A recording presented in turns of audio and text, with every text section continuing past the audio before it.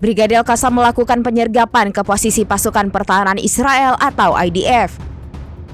Adapun penyerangan itu dilakukan seusai tentara IDF menembus Jalan George, jalur Gaza bagian selatan.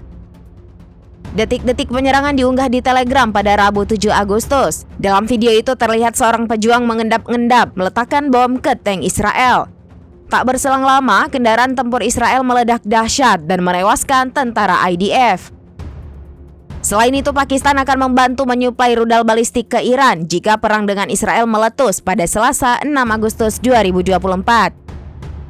Organisasi Kerjasama Islam atau OKI mengadakan pertemuan darurat di Arab Saudi karena Iran berupaya membalas pembunuhan pemimpin Hamas dan Hizbullah oleh Israel.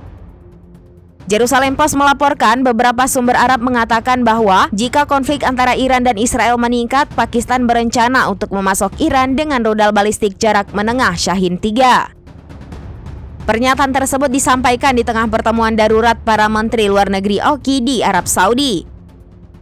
Pertemuan tersebut diminta oleh Iran dan Pakistan. Pertemuan di kota pesisir Jeddah tersebut mencakup diskusi tentang kejahatan pendudukan Israel dan pembunuhan Haniyeh. OKI mewakili 57 negara Islam dan menganggap dirinya sebagai suara dunia Muslim. Sementara itu, The New York Times melaporkan dua sumber Iran, salah satunya adalah anggota Garda Revolusi, mengindikasikan bahwa Moskow telah memulai memasok Iran dengan radar canggih dan peralatan pertahanan udara.